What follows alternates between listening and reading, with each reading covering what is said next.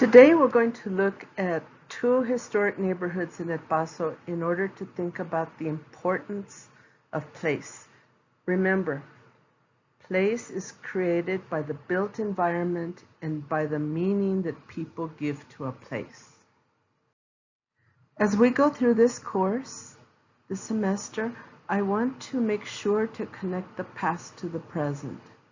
The writer William Faulkner said, "The past is never dead. It's not even past." In recent weeks, two barrios have been in the local news, Barrio Duranguito and El Segundo barrio. Both neighborhoods are a profound part of the history of El Paso, and their meaning has been contested in recent decades. Please read the two articles on this slide.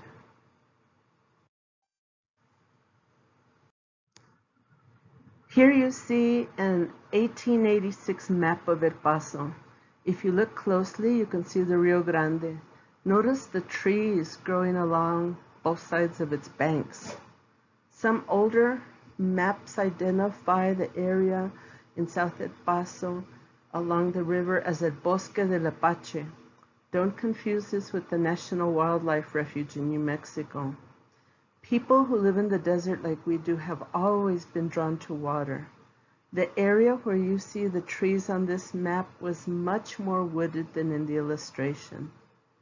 Indigenous people, including the Apache or Inde, their name for themselves, camped in this wooded area. In this map, you also see the beginnings of El Segundo barrio, and to the upper left-hand, Barrio Duranguito. Over the course of this class, we will be looking at numerous maps. Like any other document, maps show a version of place that is determined by power, through bias, and limited by the amount of geographical knowledge that we have at that time, as well as other factors. Duranguito was the first platted neighborhood in El Paso. Anson Mills was hired to plat or to map the city by the El Paso Company in 1859. It is the birthplace of our city. Long before the neighborhood was built, however, there were various camps of native people, including the Mansos, who we've mentioned before and who we will talk about again, the Apaches and other groups who were crossing the river to trade, to meet, and to conduct ceremony. In the 1820s, it was part of the Juan Ponce de Leon land grant. And the river has changed the history of the city through its movement. 200 years ago, the Rio Grande, or the Rio Bravo, was where Paisano is today, on the border of Duranguito. Archaeologists have stated that there is evidence that this is an extremely important area for the history of the city, both in terms of what is underground and what is still above ground, the built environment. Barrio Duranguito has been home to some of the founding families of El Paso and an array of significant historical actors, including poets, chefs, and attorneys. It has an incredibly diverse history of migration from all over the world, Europe, Asia, and Latin America. There are over a dozen buildings that are considered historic enough to merit historic designation.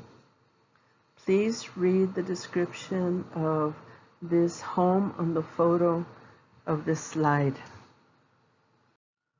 The next neighborhood we will consider is El Segundo barrio, or the second ward. When the city of El Paso was incorporated in 1875, it was divided into 4 wards. And this area was the second ward, thereby giving it its name, Segundo barrio. Across the river in Juarez is a neighborhood where people say that for generations they have crossed the border and settled in El Segundo barrio. They say that their neighborhood was the first neighborhood and El Segundo was the second. And while this isn't historically accurate, it tells us about the connection between the two different countries, cities, and neighborhoods. El Segundo known historically as Chihuahuita, was the first area where Mexican immigrants began to settle in the 1880s. During the Mexican Revolution of 1910 to 1920, it became even more densely populated. The area which you will read about more in upcoming days was often the first place that immigrant families lived when coming to the United States. There are thousands of people across the United States that trace their ancestral roots to this barrio.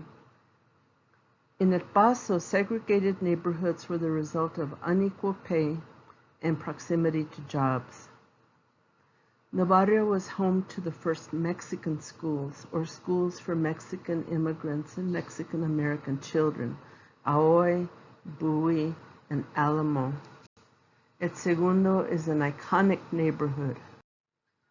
Let's move forward to the early years of the 21st century. In the early 2000s, a secretive group of business people, developers, and political leaders formed a group called the Paso del Norte Group, PDNG. They partnered with the municipal government to create a downtown revitalization plan, which was announced in 2006 and approved by the City Council in 2007. While at first it received a very positive response, this changed once people realized what it truly meant. The plan included demolishing over 274 acres of buildings and homes in El Segundo barrio to make room for high-end stores. This map shows the plan. The demolition would displace families and destroy historic buildings. There was an immediate backlash against the plan, which was promoted by wealthy real estate developers and supported by their allies in the City Council, including Beto O'Rourke, whose father-in-law, Bill Sanders, had founded the PDNG. To turn public opinion in support of the plan and the accompanying demolition, the city hired the Glass Beach firm to create a branding study of El Paso. The plan, which cost $100,000, was filled with typos and with stereotypes. The study was unanimously approved by the City Council in 2006. Glass Beach was created solely to produce this branding study. Among the shocking assertions were a set of slides showing what El Paso is and what El Paso could be. This slide shows what they said El Paso is. Using the stereotypes which we could trace back in Texas to the 1820s, Spanish speakers as gritty, dirty, and lazy. What they said El Paso could be featured a photo of Matthew McConaughey and Penelope Cruz. Among the groups that arose to defend El Segundo from demolition were the Border Agricultural Workers Center, Sacred Heart Catholic Church, and a grassroots group comprised of historians, students, activists, and attorneys, Paso del Sur. Many had deep ties to El Segundo barrio. In the end, the demolition plan was approved in October of 2007, but with the recession of 2008, it was stalled. Let's move forward a decade. In the fall of 2016, the city of El Paso announced that it would vote in 5 days whether to demolish much of Barrio Duranguito in order to build what they called a multi-purpose performing arts and entertainment facility that had been approved by a small number of voters in 2012 during a bond election. Barrio Duranguito, like its Segundo barrio, is comprised mostly of renters with a few homeowners. In Texas, renters have very few rights, and the property owners who had bought the property just before the 2006 plan was announced were anxious to sell their property to the city. It became clear that the city wanted to build an arena. The redevelopment map clearly shows the arena in Duranguito in 2006. Residents of the neighborhood began to organize to save their barrio. In 2016, when the city voted to demolish Duranguito, neighbors began to meet in their local park, the Firefighters Memorial Park. They began attending city council meetings, speaking to elected officials, organizing cultural events, and participating in gathering signatures for 2 petitions to save the historic neighborhood. Barrio Duranguito was a close-knit community comprised mostly of older women with an annual income of $10,000. The average rent was $300, and residents said it was económico and céntrico to live there. It was affordable and centrally located. By 2017, many of the residents had left the area, often by force. Their demand was to stop the demolition of their neighborhood and to force their landlords to fix the apartments to code. One of the strategies to remove the residents was to threaten them with eviction. Residents who had spoken to the media on behalf of their neighborhood were especially targeted, including octogenarian Salvador Ortiz. Ortiz was beloved in his neighborhood, and his neighbors often watched out for him as he took his daily walks. They made sure he ate and that he went to doctor's appointments. He was forced out of his apartment in early 2017, moved to an apartment in some new housing projects, and was no longer able to go outside and sit with his longtime friends.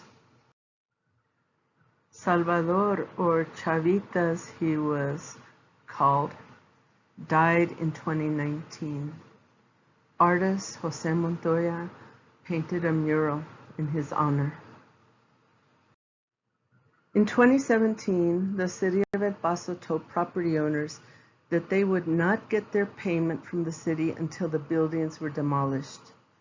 Property owners hired a demolition company to demolish the historic buildings, and on September 11th, community members stopped bulldozers from entering the neighborhood. The same day, a local court issued an injunction against demolition. The following morning, September the 12th, the demolition company arrived with bobcats and took out the corners of numerous historic buildings. This began a day-long confrontation with residents and supporters defending the neighborhood and the city sending police to allow the demolition. In the barrio, both Duranguito and El Segundo, women have been at the lead. Why do you think this is so? People continue to fight for Barrio Duranguito and for El Segundo barrio today.